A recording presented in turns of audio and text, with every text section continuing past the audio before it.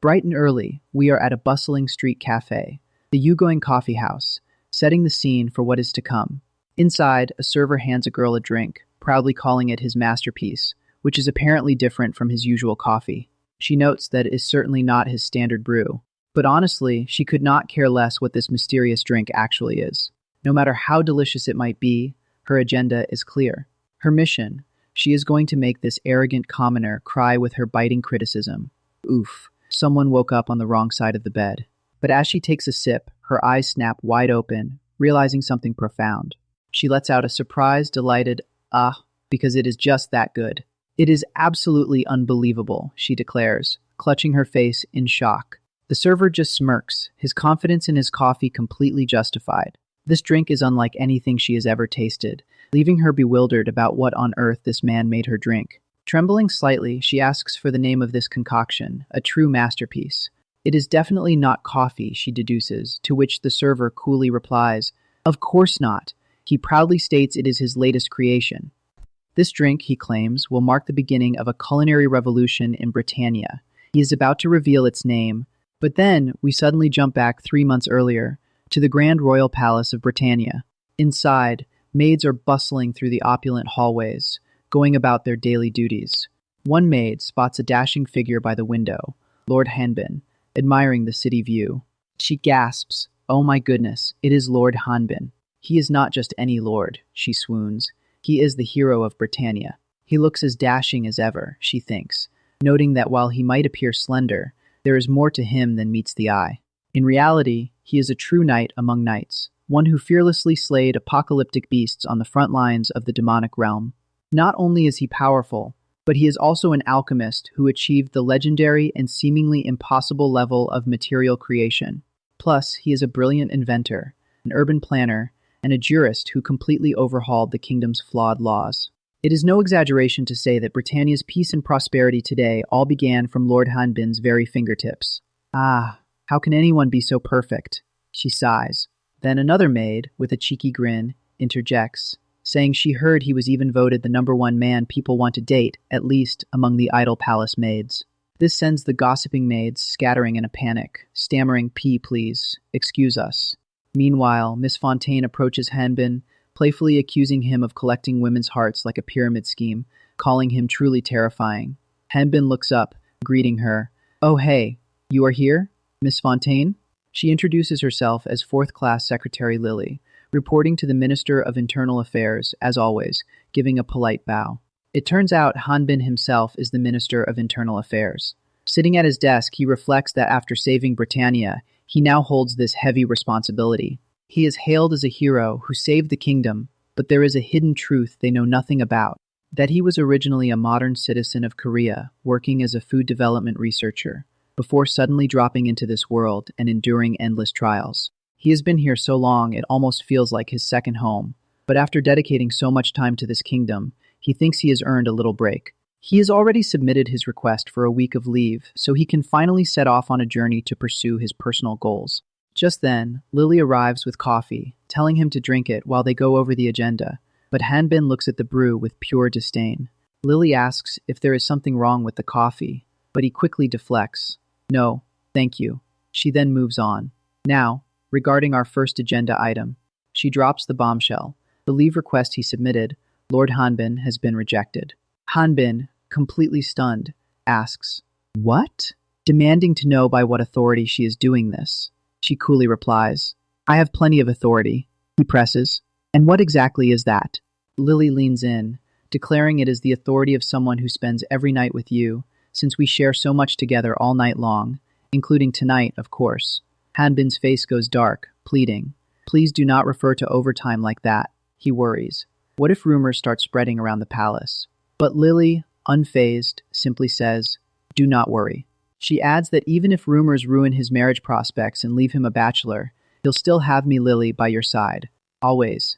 Ouch, friend-zoned, but make it intense.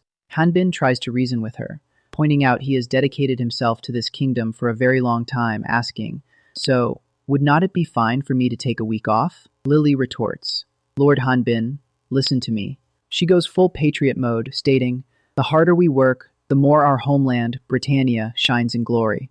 Conversely, If he takes a week of annual leave, it means the nation's progress slows down by that much, she explains. Do you understand so far? She asks. Hanbin, defeated, just mumbles, I understand that you are a patriotic workaholic. But then Lily softens. But Lord Hanbin, I understand how you feel. Hanbin's eyes light up with hope. So, she crushes his dreams. I cannot give you vacation time, but I prepared a delicious special meal instead. An old chef brings in the dish, and Hanbin thinks sadly, no, I would really just like some vacation. Suddenly, a strange, purplish aroma hits Hanbin. Lily, beaming, says, as expected of someone with such a deep appreciation for fine dining, adding that it is a dish the royal chef put his heart into making. She proudly announces the dish, seal pie. The chef lifts the lid, revealing the culinary horror. Hanbin's face goes completely dark at the sight of the meal. He clutches his head in absolute despair, thinking, oh, God. Afterwards, Hanbin sends the chef away.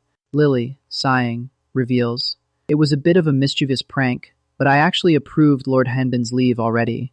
Not only that, she is taking time off to go with him, and she has even booked a villa at their vacation spot. She cannot wait to see the look on his face. It is going to be a dramatic surprise, she thinks, then calls out, Sir Hanbin. But when she walks back into the room, Hanbin is nowhere to be found. All that is left on his desk is a note. I quit as Minister of Internal Affairs. Do not look for me. Hanbin Ainsworth. Lily, trembling with rage, lets out a guttural HA before screaming, as Sir Hanbin. Meanwhile, Hanbin, already making his escape, thinks Lily will be just fine without him, as she is the kingdom's top elite administrator, after all. Since coming to this world, he has improved and revitalized so many things, but there is one thing he is completely unsatisfied with, and that, he declares, is Britannia's culinary culture. Due to a long war, the mindset that food is just for nutrition took over, and the kingdom's culinary culture hit rock bottom. This is enough to make his blood boil, especially as a former award-winning food researcher from Korea. Talk about a skill issue on Britannia's part. If even the royal palace's food is this bad, he wonders how terrible it must be for the citizens. He has pointed it out several times, but it was useless because they did not even realize there was a problem. He originally requested leave to search for hidden gourmet food in this country, but since things turned out this way, it is time to make his long-held dream a reality. He pulls out a strange, glowing potion. Then, Hanbin pours the mysterious liquid over himself. And just like that, Hanbin begins to transform, his hair and eye color shifting dramatically. He declares his grand vision. In this Britannia Empire, no, to the entire world, I will awaken their primal curiosity for gourmet food, new identity, new mission. It is giving secret agent chef vibes. Fast forward 3 months later, back to the present, and we see Hanbin, now going by the name Jurgen, glumly washing dishes. He lets out a heavy sigh. Another dead day. His cafe is struggling. 2 men walk past his shop, commenting, pretty empty again today. Well, it is no surprise. They talk about Jurgen, wondering if it has already been 3 months since he showed up in this northern city of Nortaris. It was all well and good when he confidently opened shop, claiming his coffee was different. But once you actually drink it, they lament. Have you tried it too? One asks. Yeah, the other groans. What kind of coffee is even like that? I think it was called espresso. They complain. It is incredibly bitter, and what is with the tiny portion? Serving it in a cup so small it would not even wet your tongue. Tell me about it, the other agrees. And then he tells people to buy his coffee machine if they like it. Seriously, who would buy that? He'd be lucky to get scrap metal prices for it, they scoff. Hanbin inside hears every word, thinking, I can hear you, you jerks. His otherworld Starbucks project, which he envisioned as the first step of his culinary revolution, has failed miserably. Coffee does exist in this world, though it is closer to bean water. His plan was to build on that, starting with simple drinks to gradually change their perception, but his mistake was highly overestimating the taste buds of the people of Britannia. He remembers their complaints. This is coffee? It is so bitter. Why does it taste like this? He realizes people are completely dominated by habits and concepts unconsciously rooted in long history. Changing this in a short time, he realizes, is actually harder than slaying a giant monster. Just then, Hanbin opens the door for a very chic, blonde woman. He greets her, somewhat unenthused. Thank you for always visiting my shop, Miss Penelope. Shall I prepare your usual? He addresses her, Miss Penelope. She scoffs. Still as empty and pathetic as ever. Hanbin points out, and yet, You've had perfect attendance for the past few days. Penelope retorts, then you should feel even more honored. If it were not for your coffee, I would never step foot in a rundown place like this. Well, hurry up and bring me my usual. Are you as slow at business as you are at taking hints? She demands. Hanbin chuckles. Haha, I will have it ready in a moment, and sets her coffee on the table. Hanbin thinks to himself that Penelope, his cafe's only customer, is the sole reason this place is still open. She is basically his lifeline. But relying on a single customer forever is impossible. He wonders if he should give up on the cafe. Then he snaps internally. No, absolutely not. He thinks of Lily, who is currently sacrificing herself to that brutal workload in his place, and vows he cannot let her down after she threw herself into the fire for his grand dream. He still has plenty of recipes left, a glimmer of hope in his culinary quest. As he works on a new drink, he declares, now is the time to move on to step 2. He magically chills the liquid in the bottom of a cup, preparing his next masterpiece. Miss Penelope, he says. What? She replies, looking up. He smiles, expressing gratitude for her visits and offering a special treat on the house. Would you like to try it? He asks. Penelope looks at him suspiciously. A new menu item? Well, something like that. Why the sudden formality? But her curiosity piques, and she agrees, I will try it. Hanbin then pours a dark liquid into Penelope's chilled glass. What is this? Penelope wonders, noting that the color looks like coffee, but it is actually cold. Hanbin guarantees she will not regret it. Penelope, ever cautious, asks, You did not put anything weird in here, did you? Do not try any cheap tricks on me. Hanbin reassures her. Why would I do that to my best customer? Well then, Penelope mutters, taking a confident sip of the drink. And then she gasps, how can this be? Utterly astonished. From this dark, heavy-looking liquid comes an utterly unexpected, crisp refreshment. She exclaims, barely believing it. As the bursting bubbles fade, leaving a hint of vanilla foam in her mouth, an electric, revitalizing rush sweeps down her throat and fills her chest. And to top it all off, a delicate, subtle hint of lime finishes it beautifully. She sighs in pure delight, practically trembling. Hanbin, seeing her reaction, guesses, judging by your reaction, you like it, right? Penelope blushes, annoyed but speechless, only able to utter, She thinks to herself, it is frustrating, but she simply cannot deny it. This is, without a doubt, the most mysterious drink she has ever tasted. It is as if, she imagines, I am drinking a sweet night sky full of stars. Having Nijus talk about poetic. This drink is hitting different. Hanbin observes her reaction, a smirk growing on his face. This reaction. There is no mistake, he thinks. He realizes, in this world, I have finally recreated that taste. Penelope, still dazed, asks, What is the name of this drink? It is not coffee, is it? Of course not, Hanbin replies. Its name is, he thinks to himself, this time, he is absolutely sure. This drink sells an average of 1.9 billion servings a day across 200 countries on Earth, considering water itself to be its only true competitor. It captivates everyone beyond all ideologies, transcending mere beverages to lead global trends, ultimately cementing itself as a culture and becoming the ultimate king of mass appeal. He thinks, this is the king of mass appeal, the ultimate culture setter. And then he reveals its iconic name. It is Cola. Penelope Rosemore, the third daughter of the prestigious Rosemore family who has ruled Nortaris for generations, introduces herself. Despite her highborn status, she admits she has been secretly frequenting a shabby shopping district for 3 months now, which is a bit of a plot twist. The reason for her daily visits? It all leads to Jurgen's general store. She recalls stopping by the shop out of curiosity a while ago, and the coffee there was just something else. This espresso, served in a tiny cup, was delicious beyond her wildest imagination, completely unlike anything she had ever tasted before. The concentrated flavor of coffee, spreading right after an intense bitterness, was mind-blowing, but she reveals there is an even more ultimate reason for her perfect attendance. And that, of course, is Jurgen, the shopkeeper himself. Now this is where it gets interesting. She flashes back to his charmingly casual demeanor, like when he complimented her name, Penelope, or playfully warned her about wrinkles if she frowned, graciously accepting her tips. He even pondered aloud what she reminded him of when he looked at her. A single rose, perhaps? What a smooth operator. Internally, however, Penelope was absolutely seething wondering how long this shopkeeper planned on speaking so casually to her. The audacity! Okurili's second reason for visiting this store every single day, she realizes, is to assert her noble authority, a true flex, if ever there was one. A true noble, she muses, rules by commanding reverence through natural dignity and charisma, not by forcing others to bow. Therefore, revealing her family name herself would be a third-rate noble move. She is convinced he'll soon realize her status just by observing her noble bearing. Big brain energy. She even fantasizes about his inevitable, shocked reaction. Heavens, you were a noble lady. She imagines him groveling, crying out that a mere commoner like him had committed a mortal sin against her, declaring that imagining his panicked reaction is half the fun. Oh, the delusions.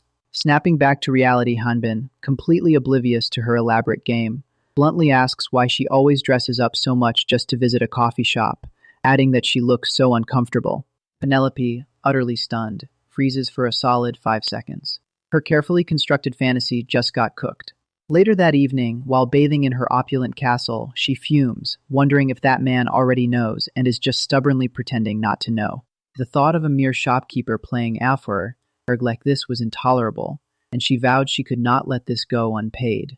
She considers using her noble authority, but decides it would not be satisfying enough. She needs to beat him at his own game. You go, girl. Recalling Hanbin's smirking face, she admits his coffee is certainly delicious, so if this were some exact same thing, every single day for months is a clear flaw. Tomorrow, she plans to give him a harsh critique and make him reflect on his shortcomings in tears. This is going to be epic. Or so she thought. She then remembers the moment she first tasted that cola, hesitantly asking, W, what is the name of this drink? To which Hanbin calmly replied, It is cola. Cola, she muttered, utterly mesmerized by the taste. Her resolve completely shattered, she sheepishly asked, See, could I have one more glass, please? Hanbin, ever the astute businessman, cheerfully responded, As many as you want. And just like that, her noble authority crumbled. Cut to Hanbin's room that night, where he muses, just as I thought. He grins. The power of cola is truly incredible. He is genuinely impressed she asked for 5 refills in a row, a true connoisseur. Thanks to this, he is certain. The straightforward taste of cola appeals to everyone, regardless of age or gender, and if he can spread this far and wide, he can bring innovation to Britannia, this culinary wasteland. Unfortunately, he cannot spark a revolution right away because he does not have enough supply to truly make an impact. The cola she drank was made through his unique material creation, alchemy. But the dice, the catalyst required for material creation, costs an astronomical amount to produce, and even then, a single die only yields a 6-pack of small bottles. The cost must be high, he figures, because he is literally creating it across space and time. Considering the production cost, even charging dozens of crowns per bottle would not break even. But the important thing is that people here love cola. He just needs to find a way to make it without using the super expensive dice. Combining his experience from his original world with the alchemist skills he has built here, he is confident he can craft cheap cola using ingredients that exist in this world simply by lowering the production cost. This is a big brain move. All right, the first step, he declares, stretching, is gathering the ingredients. Time for an adventure. This leads him to a lush, dense jungle in the southern continent, specifically the Solterra Protectorate, home to the Montegra Cartel hideout. A burly cartel leader, sitting nonchalantly, asks if he is the eccentric who came to deal directly with Lord Ropo of the Montegra Trading Company. The leader questions why Hanbin would travel all the way to the middle of Abyss jungle for ingredients, when the Nortaris Mana well responds plenty of them. Hanbin, cool as a cucumber and wearing a mysterious rabbit mask, explains that while it is indeed a treasure trove, there is one ingredient he can only get here. The leader asks what it is. Hanbin replies with a hint of danger, coca leaves. The cartel leader's expression turns instantly suspicious. You already know what is coming next. Taking a swig from his cup, he scoffs. Calling that an ingredient instead of a drug makes you even more of an oddball. He adds that they do not care what Hanbin uses it for, just name his price. Hanbin's audacious offer? I will buy them for 1 penny per ton. Seriously, dude. The cartel leader immediately spits out his drink, completely flabbergasted by what he just heard. His goons erupt in laughter, calling Hanbin a lunatic, asking why he does not just ask for it for free. Talk about a skill issue. The leader raises a hand to quiet his men, asking Hanbin if he honestly thinks that makes any sense. Hanbin pauses, then delivers his crushing comeback. He asks, "Is not that the perfect price for criminals who plague the kingdom?" Oh snap, this man is built different. Enraged, the leader declares it a waste of time and orders his men to strip Hanbin of everything he has and throw his body to the crocodiles in the garden. Standard villain move. The goons surround Hanbin, joking that their crocs have bad gums lately, about their crocodile food. One goon leaps forward with a knife, shouting, "I would better chop you up so it is easier to chew." What an absolute savage. But, wham. Hanbin instantly punches him, sending him flying and breaking his teeth. Chef's kiss. The other goons recoil in shock, realizing, what is he? He is no ordinary noble dandy. They quickly yell to surround him, banking on their numbers. Hanbin calmly pulls a glowing blue cube from his pocket, ready to flex. Raising it high, he declares, "Material creation, gravity element. Here comes the pain." The cube emits a blinding blue light, forcing the goons to shield their eyes from the intense energy. The powerful light is so strong, it blasts right through the entire hideout, a truly terrifying sight. The goons scream in terror. "What is this? You bastard! What did you do to us?" As their bodies start to feel strange. And then, they are all lifted into the air, completely helpless as gravity goes wild. Outside, the entire hideout is seen floating eerily off the ground, a scene of utter chaos and destruction. The terrified cartel leader screams, Stop! Enough! Why the hell are you doing this to us?" Hanbin, cool as a cucumber, calmly explains, "Coca leaves. To be precise, coca extract. It is an indispensable ingredient to recreate the perfect recipe." The leader, utterly bewildered and terrified, stammers, "A recipe? For what exactly?" Hanbin simply puts a finger to his masked lips, whispering, "That is a secret. What a legend." Meanwhile, back at the general store, Penelope arrives for her daily cola fix, only to find Hanbin has hung a cruel "on vacation" sign on the door. Talk about being gate-kept. She is absolutely furious, shouting, "What? I came all this way." She rages, wondering where on earth that man is wandering off to. And more importantly, does this mean I cannot have cola today either? The horror. Penelope is absolutely fuming, complaining about someone making her waste her precious time. Meanwhile, Hanbin is in the thick of it, throwing down with some unruly bandits. He casually moves an entire floating house back to its original spot, showing off some serious strength. But wow, that house totally gets wrecked upon landing. Instant regret for that real estate. After tying up the baddies, he gives them a stern warning, sparing their lives. But this is clearly a "do not try this again" moment. Hanbin quickly realizes the boss, Ropo, is not among the captured. He wonders if he messed up the output control, meaning Ropo slipped through his grasp. Instantly, he spots Ropo scurrying away like a total coward, confirming his suspicions. Ropo tries to play it off, defiantly shouting, "Who are you calling a rat? This is a survival strategy." Hanbin simply watches him go, acknowledging his tough guy act, but he is not buying it for a second. He reminds Ropo, their deal is not finished yet, flexing his main character energy. "Did you really think you could run?" Back at the castle, Lily is absolutely buried in work, getting a serious report about the Montagra cartel. A subordinate informs her that the cartel is rapidly growing in the southern Solterra protectorate, causing immense damage. They reveal that Ropo, the cartel leader, is a brutal and charismatic fifth-class knight, and a special task force already failed to eliminate him. Talk about a skill issue. Lily understands completely, stating that the power of a fifth-class knight is equivalent to a murder tank. But plot twist. Back with Hanbin, he is absolutely manhandling Ropo, who is screaming in pain. Ropo is completely shocked by Hanbin's power, realizing it is way beyond a tank. This is hilarious, knowing what Lily just said. The report continues, highlighting that the jungle terrain makes fighting Ropo even more challenging. If a fifth-class knight hides in the jungle and wages guerrilla warfare, the situation could get messy. The expected casualties will be absolutely immense. Lily questions if the Algan Empire is backing them, and while there are suspicious circumstances, there is no physical evidence, so they must avoid any reckless moves. She explains that the northern part of Solterra borders their enemy, the Algan Empire, making the situation super sensitive. Using military force there would violate the armistice agreement and instantly trigger a diplomatic crisis. However, leaving a cartel backed by the Algan Empire alone could mean losing control, so for now, they'll just monitor the situation. The messenger accidentally calls Lily Minister, but she quickly corrects him, clarifying she is only acting minister. She is just keeping the seat warm until Lord Hanbin returns. You can feel the longing. Her subordinate apologizes. Understanding her sentiment, Lily stares out the window, quietly calling out for Lord Hanbin. She wishes he were there to give her clear answers, feeling his absence once again. Lily is left behind, wondering where on earth Hanbin is and what he is doing. Cut back to Hanbin, who has finally cornered a cowering Ropo and states, "You've finally given up on running." Ropo is absolutely begging for mercy, shedding tears and pleading. He asks who Hanbin is and why he is against him, but Hanbin calmly states he has nothing against him.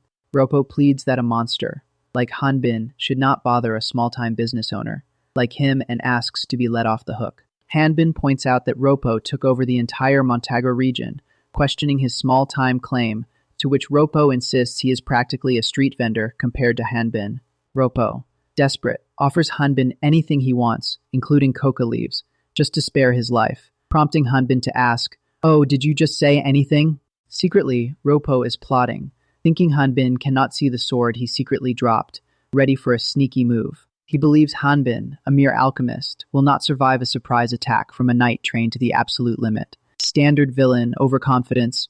Ropo lunges with his hidden knife, but Hanbin instantly teleports out of the way. Instant regret for Ropo. Ropo is completely stunned, letting out a bewildered, "Huh." Unbeknownst to Ropo, Hanbin had teleported directly above him, and just like that, a massive explosion erupts in the middle of the forest. Talk about a satisfying punch. Ropo is literally slammed into the ground by Hanbin, getting a taste of real power. Hanbin then pulls out a contract, telling Ropo to sign it, even respectfully making him party A.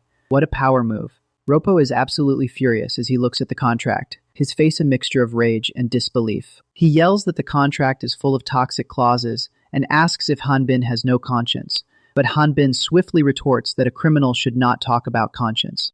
Ropo complains about having to pay farmers full wages while selling crops dirt cheap, meaning he'd be throwing his own money away, emphatically refusing to do it. Hanbin sighs, asking why Ropo only thinks about exploiting farmers. He points out that Ropo has plenty of men, so why do not they just grow the crops themselves?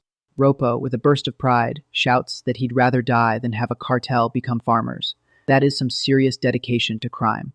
Hearing this, Hanbin generates a menacing purple energy orb, sternly telling Ropo, "Listen to me, just so we are clear. This is where it gets real." He then unleashes the energy orb, firing it straight towards Ropo.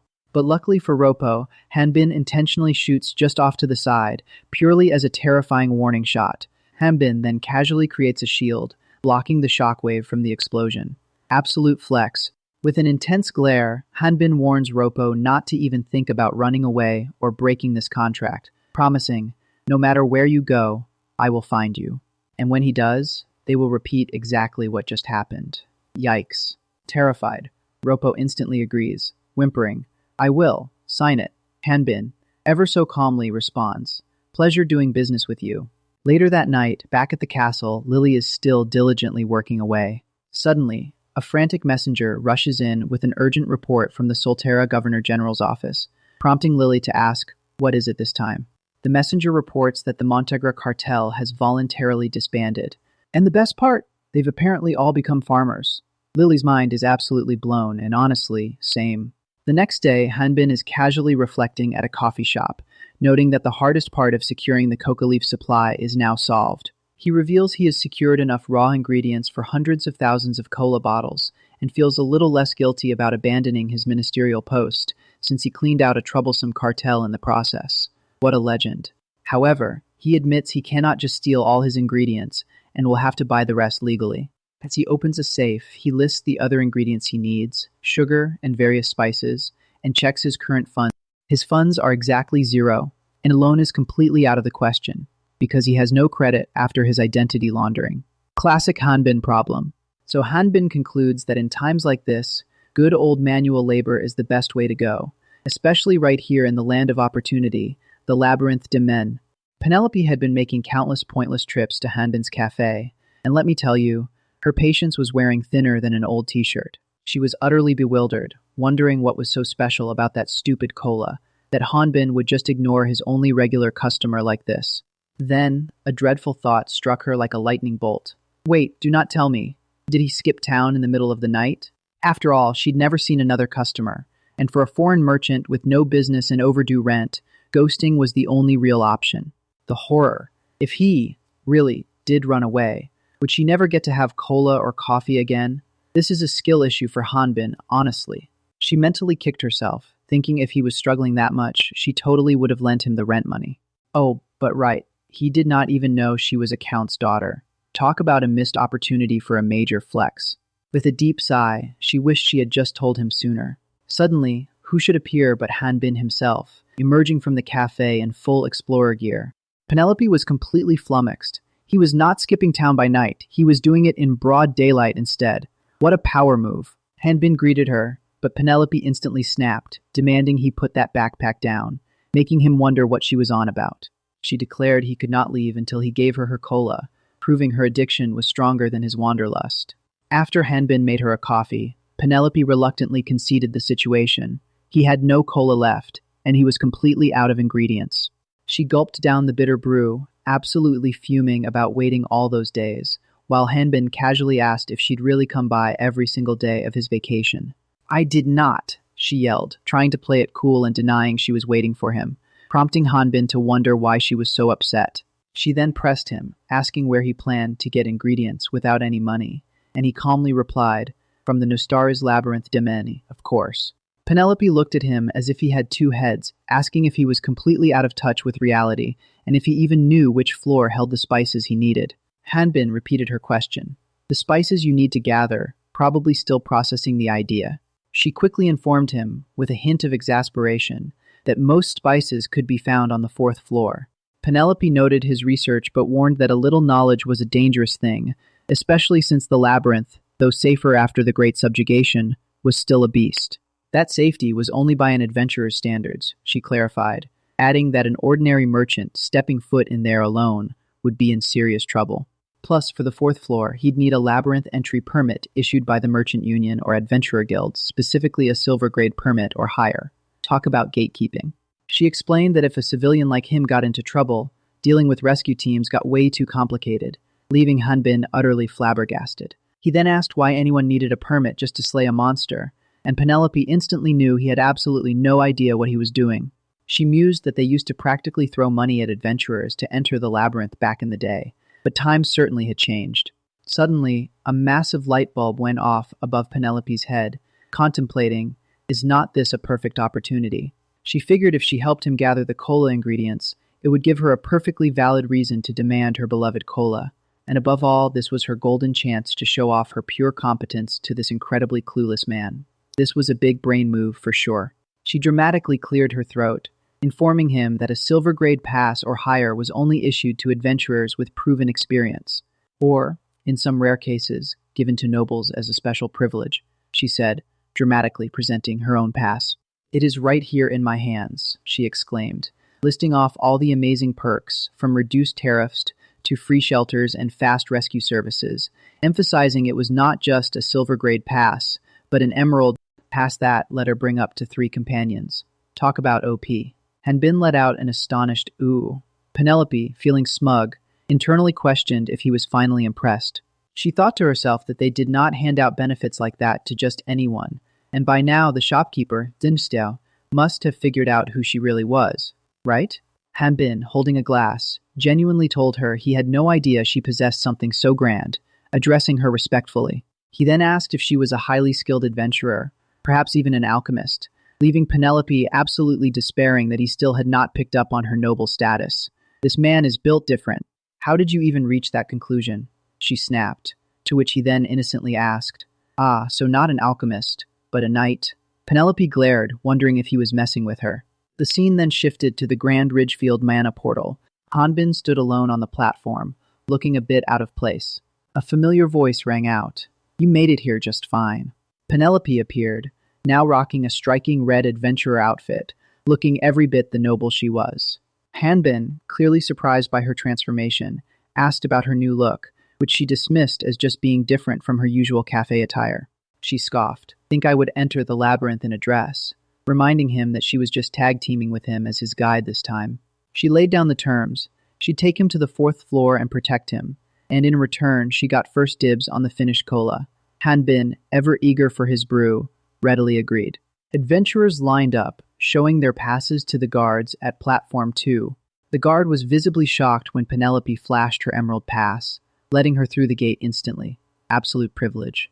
Hanbin, looking around, remarked that the place looked just like a first-class airport lounge, prompting Penelope to question, "An airport? A first-class lounge?" He casually brushed it off as just something from back home, making Penelope huff, insisting she knew what those were too. Hanbin, meanwhile, was lost in thought, remembering a time he roamed the labyrinth like his own backyard before becoming a minister, feeling like he was finally coming home. Then, Hanbin and Penelope stepped into a magical transport circle. In a blink, they were there, and Hanbin let out an astonished ho at the surprising sight before him. They found themselves in a dark underground area, with Penelope immediately snapping, "What are you doing? This way." She instructed him not to wander off, to stay close behind her and follow the streetlights, which made Hanbin question streetlights.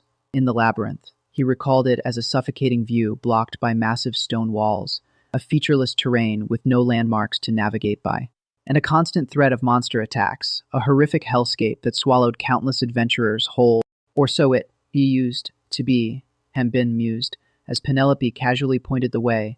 "Let us see. It is to the left." Hanbin practically shouted in surprise when he spotted actual signposts. He cautiously asked Penelope if they should not be careful of traps, to which she rolled her eyes, asking what era he was living in, as the Adventurer Guild cleared out all the traps on the main path ages ago. Hanbin thought to himself that this place had been remodeled so much, he'd believe it if someone told him it was a maze-themed amusement park. Penelope smugly explained they even blasted a massive hole for a shortcut, so they'd get there in no time, adding he should be grateful for such an excellent guide. She was absolutely flexing. Hanbin still wondered if the labyrinth was not supposed to be a bit more dangerous, to which Penelope clarified an ordinary person could still easily lose their life if they were not careful. She added the guild cleared the traps, but they could not completely control where the monsters spawned. And just like that, out of nowhere, a monster suddenly appeared. Penelope, holding some strange vials, simply stated, "Just like right now." Talk about bad timing for a monster appearance. Penelope suddenly finds herself face to face with a monster, and it is clear she is freaking out a bit. She quickly identifies it as a labyrinth ray, a parasitic aquatic species that is tricky when it has a host, but its true body is apparently as weak as a wild dog. Turns out, she has actually never encountered one in person before. In fact, this is only her 4th time stepping into the demonic realm, and she has always been under the tight escort of professional adventurers, so she has never had to fight a monster herself. Naturally, she cannot let Hanbin find out about her complete lack of combat experience. She quickly reminds herself that she is a 4th-class alchemist, and for once, she actually packed plenty of alchemy catalysts. So, she dismisses the monster as a mere disturbance-class threat, declaring she'll handle it while the other person guards the luggage. Talk about a confident flex. But just as she gears up, the monster suddenly lunges right at her. Penelope dramatically prepares to unleash her brilliant magic, ready for her moment to shine. However, before she can even blink, a homing arrow zips out of nowhere with a loud thud, hitting the monster dead on. The creature drops instantly, leaving Penelope completely speechless and confused. Her big hero moment was just stolen. What a skill issue. Suddenly, a group of people appear, apologizing and explaining they thought she was in danger. They immediately check on her, asking if she is all right or hurt anywhere after the surprise attack. Hanbin, ever the observer, notes they are a 3-man adventurer party who might look a bit shabby, but their gear and skills scream veteran status. One of them, a guy named Ethan, then introduces himself as the vanguard of their party. Penelope, still miffed about her stolen glory, bluntly dismisses him, telling Hanbin she did not ask and they should just keep moving. Ethan, undeterred, tries to warn her about the demonic realm's dangers and suggests she listen to them first, but Penelope just shuts him down again. He is really persistent, which actually surprises Hanbin, who notes that most people would have backed off out of sheer embarrassment by now. Ethan then tries to persuade Penelope to travel with reliable adventurers like them instead of, and I quote, "that foolish-looking porter." Penelope is not having it. He even tries to flex his silver-grade license, but Penelope just straight up calls him a commoner and reiterates that she is not interested. Ethan is clearly taken aback by the commoner jab, but Penelope doubles down, telling him she can manage perfectly fine without his pathetic help.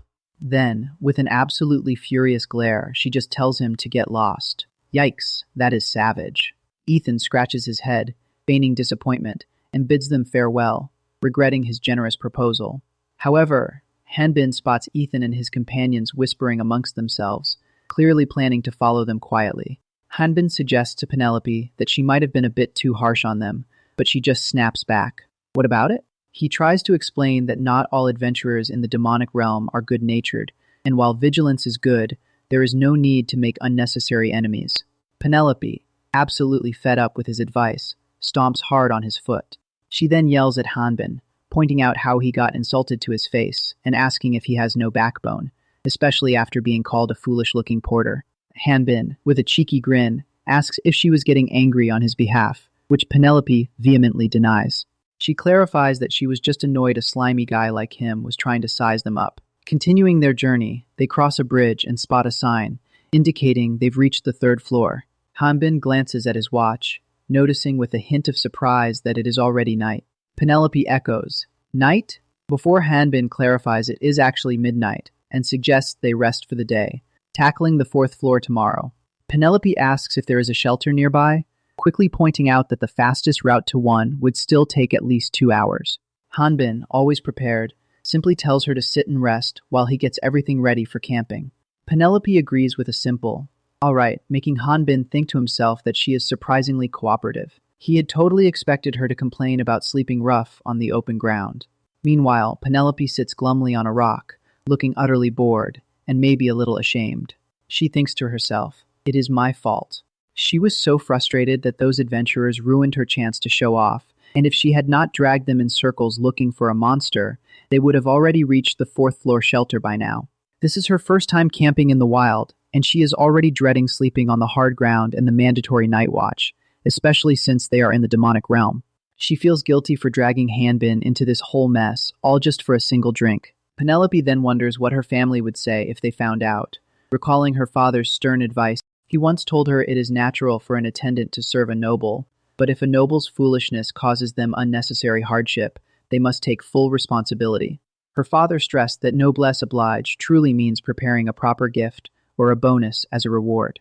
Realizing her duty, Penelope decides she should definitely give Hanbin a fitting reward, so she starts to call out to him. But before she can utter a word, she sees that Hanbin has already set up a small tent and is busy cooking up a storm. She comments that he seems quite experienced with camping, and he casually confirms that he has done it many times. Hanbin then offers her a blanket, telling her to wrap herself in it. Penelope notes that it smells, but Hanbin explains it is not about luxury fabric. In times like these, good insulation and resistance to moisture are what is best. He adds that utility always comes before price, a classic life hack. Penelope then gives a slight smile and promises to buy him a much nicer one once they are out of there, which Hanbin good-naturedly says he'll look forward to, announcing the food is almost ready. Penelope asks what kind of food it is, and Hanbin explains they are potato pancakes, similar to hash browns, high-calorie to keep her energy up for tomorrow. She thinks it smells nice, but does not look special and seems incredibly greasy, yet she still politely thanks him for the food. But the moment Penelope takes a bite, her eyes practically pop out in surprise. Something truly magical is happening here. She internally raves about the delightfully crunchy texture that literally tickles her ears, and the soft, tender strands of shredded potato inside. A rich, satisfying weight completely fills her mouth, making her question if this is really the same potato she has always known. Just as the simple potato flavor starts to feel familiar, the subtle aroma of herbs drifts in, creating a symphony of taste.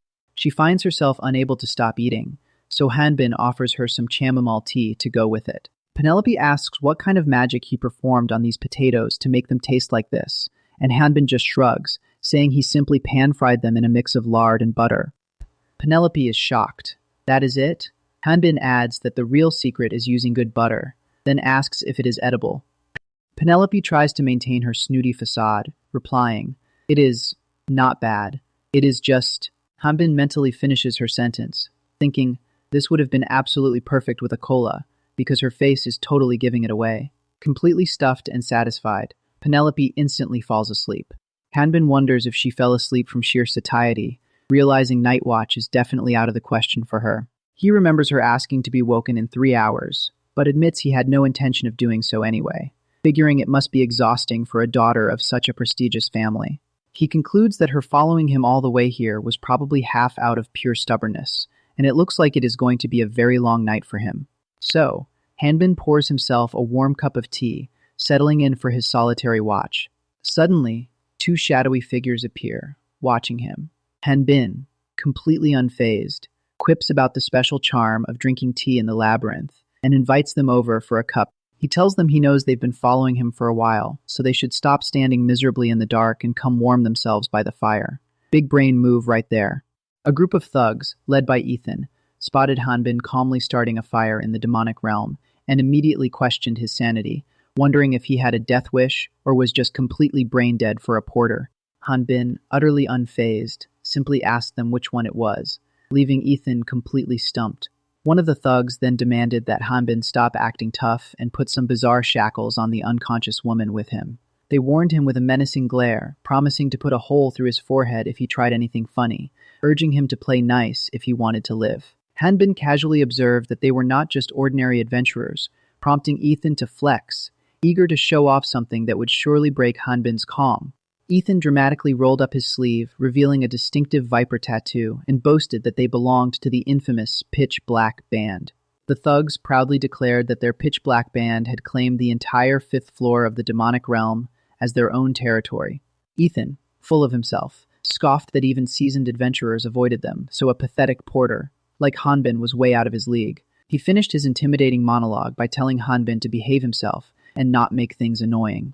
Classic villain move. Hanbin, however, just sighed, remarking that it had been a while since he last saw mana shackles. As he calmly picked one up, he asked what their brilliant plan was after putting them on, to which Ethan gleefully replied they'd start by repaying him for his earlier insults. The thugs eagerly detailed their whole scheme, stripping him of everything, forcing him to beg for mercy, and then selling him off for a hefty profit. Hanbin's only response was a deadpan. He even gave them an out, asking if there was any way they could just let them pass as if they'd never crossed paths. The entire gang burst into laughter, ridiculing Hanbin for being insane and reminding him they'd stalked him all day, so there was no way they were leaving empty-handed. Ethan, however, could not shake a growing unease, thinking one of his cronies dismissed his leader's doubts, insisting it did not matter because the three of them could easily overpower the woman even if she woke up.